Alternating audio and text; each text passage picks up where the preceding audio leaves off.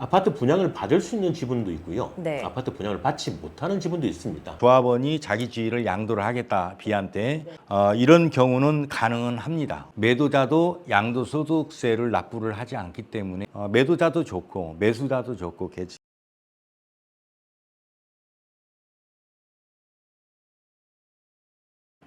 네, 안녕하십니까. 저희가 지난 방송에서는 모아주택이란 무엇인가라는 주제를 통해서 여러분들께 이해하기 쉽게 좀 설명을 해드렸는데요. 일반 개발과는 어떤 차이점이 있는지, 그리고 어떤 장점들이 있고, 포커싱이 되어 있는 건 사실상 돈이기 때문에 돈과 관련해서는 어떤 혜택들이 있는지에 대해서 차근차근 알아보았습니다. 이번 주 방송에서는요, 미동이자 문제인데요. 이 동의 문제 관련해서 주민분들 간의 갈등이 굉장히 많다고 여러분들도 알고 계실 것 같습니다. 그래서 이 갈등 해소 방안에 대해서 함께 여러분들께 방법론에 대해서 이야기를 해볼 거고요. 이와 관련해서 같은 맥락이기는 할 텐데 미동이자 설득 방안은 무엇인지 그리고 전문가의 의견을 통해서 조금 더 자세하게 이야기를 나눠보도록 하겠습니다. 마지막으로는요. 미동이자에 대한 소유권 이전 등기, 소송 등에 대해서도 자세하게 알아보도록 하겠습니다. 자, 오늘도 깊이 있는 또 토론 말씀을 해주실 한다종합건설 전략기획 총괄 대표님을 자리에 모셨습니다. 안녕하세요. 네, 안녕하십니까. 앞에서도 설명을 드렸지만 오늘 방송이 실질적으로 주민들한테 가장 필요한 부분이 아닐까 그렇게 생각됩니다. 네, 첫 번째 순서로 주민분들 간의 갈등에 대해서 알아보겠습니다. 오늘 본부장님이 또 취재를 해주셨잖아요. 네네. 기획부동산 때문에 피해를 보고 있는 면목 38동 관련해서 함께 얘기 나눠보시죠. 네, 최근 일부 언론 방송을 통해서 다 알고 계실 텐데요. 네네. 면목 38동 기획부동산 문제입니다. 서울시가 관리계획 보류라는 아주 철퇴를 가했습니다. 네. 아마 사업이 굉장히 지연되거나 아마 당분간은 굉장히 어렵지 않을까 생각하고 있는데요. 오, 네, 그 이유가 뭘까요? 지분 쪼개기가 문제가 된 겁니다. 대책이 진짜 시급할 것 같습니다. 네네. 이와 같이 모아주택 사업구역에서 지분 쪼개기는 면목동에만 있는 것이 아닙니다. 서울시 모아주택을 추진하고 있는 전 구간에서 이루어지고 또는 시도하고 있을지도 모르기 때문에 대책이 좀 시급합니다. 네, 어떤 대책을 마련해 볼 수가 있을까요? 네. 지분 쪼개기를 할 경우 네. 만약 보상을 더 많이 받기 위한 것이라면 결국 사업비가 더 늘어나겠죠. 그렇죠. 네. 사업비가 늘어나면 부담금이 상승되는 것은 기정사실일 것입니다. 네네. 또 일반인들은 잘 모르니까 아파트를 받을 수 있다는 이런 업자들을 통해서 어떻게 보면 농간이라고 우리가 표현을 하잖아요. 네. 그러니까 비싸게 매입을 합니다. 당연히 아파트들을 받을 수 없게 되죠. 네네. 그렇기 때문에 업자들 말만 믿고 있다가 큰 피해를 볼 수가 있기 때문에 상당히 조심해야 됩니다. 네.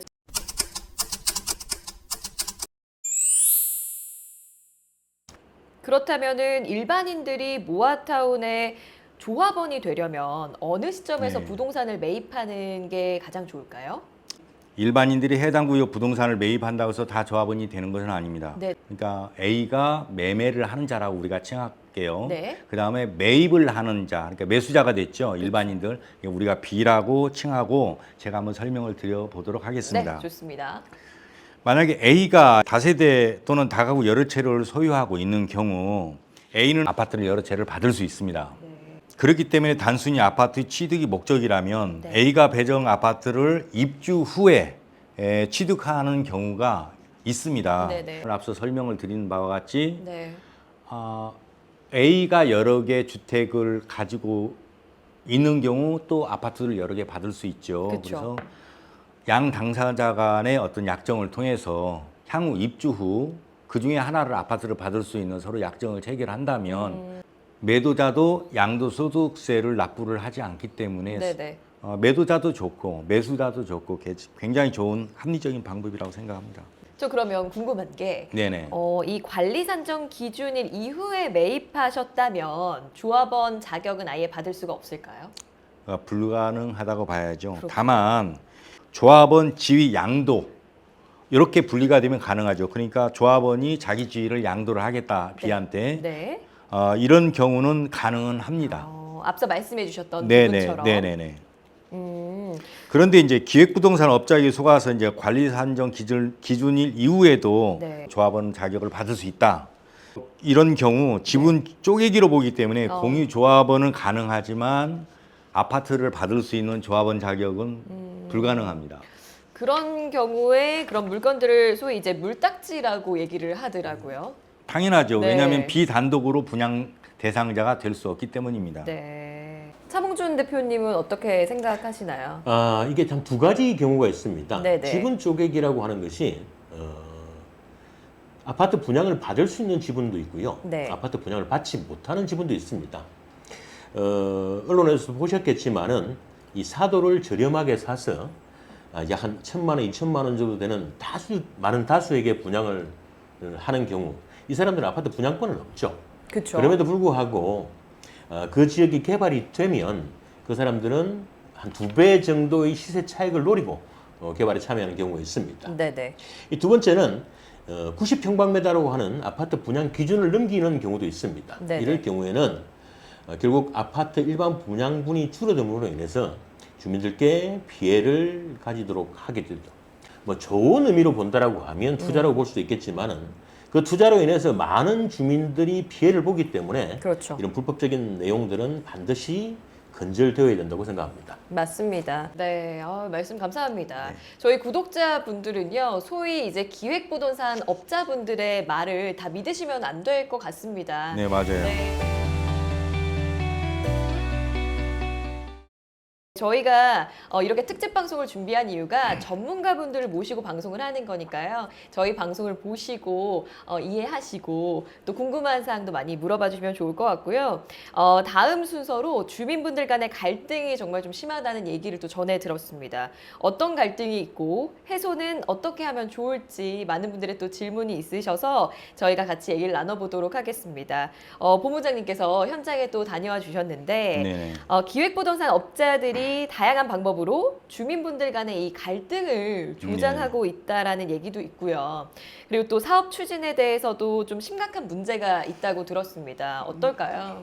네, 앞서 설명드렸던 부분은 이제 기획부동산들의 어떤 조장으로 인해서 일반인들이 피해를 많이 보는 경우를 줄이고자 네. 설명을 드린 부분인데요. 관련해서 또 다른 문제가 있습니다. 네. 모아타운 추진하는 곳이 다 그렇다는 건 아닙니다. 그렇죠. 네, 그런다는 전제로 말씀을 드리자면 네네.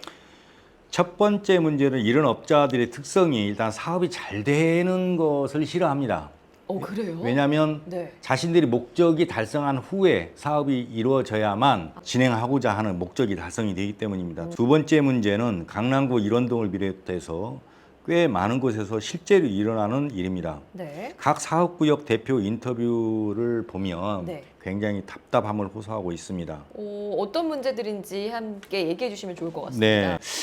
해당 구역 주민 중에서 자신의 과거, 그러니까 뭐 나는 어디 건설회사에서 몇 년간 근무를 했다든가, 또 내가 이런 일에 대해서 굉장히 잘 알고 있고 뭐 전문가인 척 행세를 하는 거죠. 네. 이러면서 꼬투리를 잡는 것입니다. 그래서 이런 문제 때문에 사실은 서울시 모아타운 전체 구역에서 한 50% 넘게 사업이 지연되고 있다고 봐도 네, 거의 반 이상이면 네네. 정말 문제가 심각할 예, 것 예. 같습니다. 이런 문제로 골머리를 앓고 있는데요.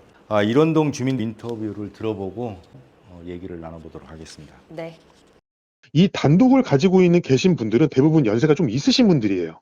여기 오래 사셨던 한 3, 40년 사셨던 분들이고 네. 그런 분들이 옆에 오랫동안 살아왔던 사람들의 얘기를 맹신을 하지 새로운 거를 받아들이려고 하지 않아요. 묻지마예요. 그냥 묻지마 반대예요. 그냥 무조건 그냥 옆에 사람이 찬성하면 나는 할 거야.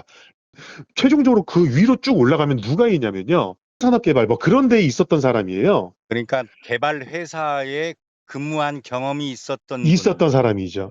제가 몇 번을 만나서 물어봤어요. 자기 부담금 없이 오롯이 두 채를 달라. 라는 얘기를 하더라고요. 전원이 네. 전부 찬성을 했어요. 그 자료를 가지고 저한테 보여줬어요. 반대하는 사람한테. 말도 안 되는 논리를 펼치더라고요. 앞서 제가 말씀드린 바와 같이 뭐 어떤 전문가인 척 행세나 내 땅 가져가고 아파트 하나 줘, 두 개 줘, 세 개 줘, 뭐 이런 얘기들이거든요. 네네. 그런데 이 문제가 왜 중요하냐면요. 네.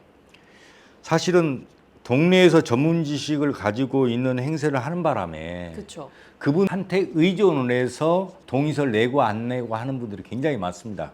그럴 것 같습니다. 그러다 보니 동네에서 카더라란 소문이 자연스럽게 돌게 됩니다.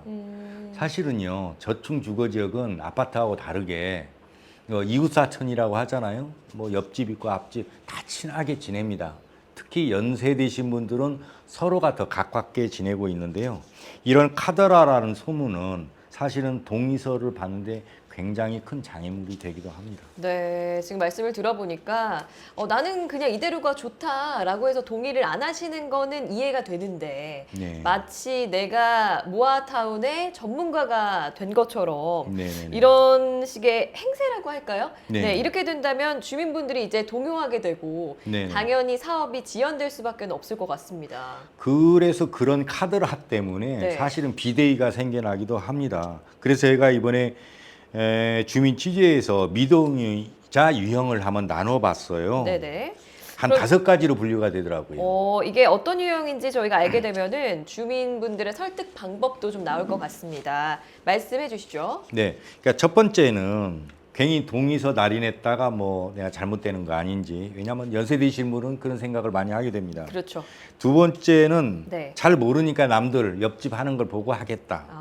그다음 세 번째는 내 집이 다른 집보다 위치가 좋다, 뭐 새 집이다, 그래서 무상으로 아파트를 주어라, 뭐 이렇게 요구하시는 분이고요. 네. 네 번째는 월세로 먹고 사는데 아파트 준공 때까지 내가 어떻게 사느냐, 뭐 이렇게 걱정하시는 분도 있어요. 맞아요. 네, 이런 주장하시는 분은 대체로 주택을 여러 개를 소유하고 계시거나 또는 네. 상가를 소유하고 계시는 분입니다. 네. 다섯 번째는 네. 전문 지식이 없어요. 없음에도 불구하고 자신의 과거에 뭐 이런 일을 했다, 뭐 마치 전문가처럼 행세를 하는 바람에 문제가 되는 것인데요. 이렇게 해서 한 5가지 정도로 나눠지고 있습니다.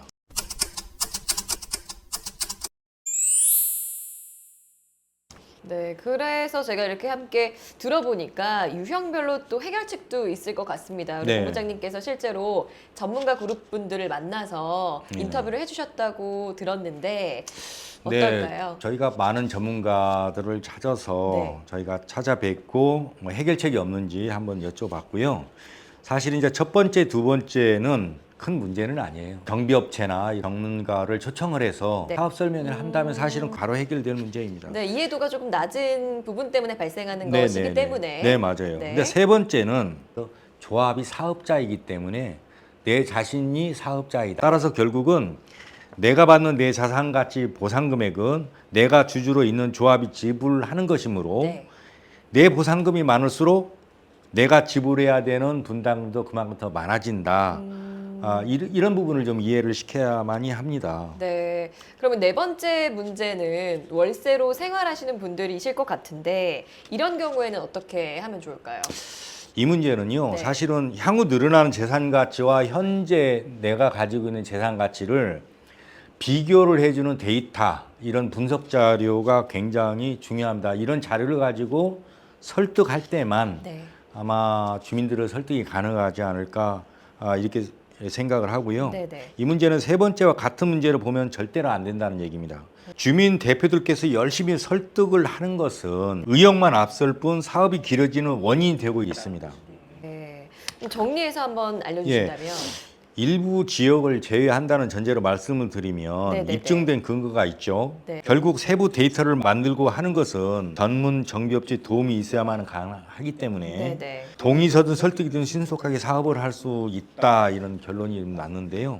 결국은 주민 설득은 말로 하지 말고 네. 전문가의 도움을 받아서 현재 재산 가치와 향후에 내가 늘어나는 재산 가치를 다른 지역과 비교하는 데이터를 가지고 설득을 한다면 쉽게 설득이 가능하다라는 말씀이 있었고요. 네. 네. 실제로 지금 저희 프라임경제TV의 특집 방송을 보신다면 많은 분들이 확실히 저희가 이제 전문가분들을 모시고 대담을 나누는 형식이다 보니까 조금 더 이해하기 쉬우실 거고 정확한 정보를 얻어가실 수 있지 않을까라는 생각이 듭니다. 본부장님 취재 내용 감사합니다. 네, 고맙습니다. 여러분들 또 구독, 알림 설정 부탁을 드려보도록 하겠습니다.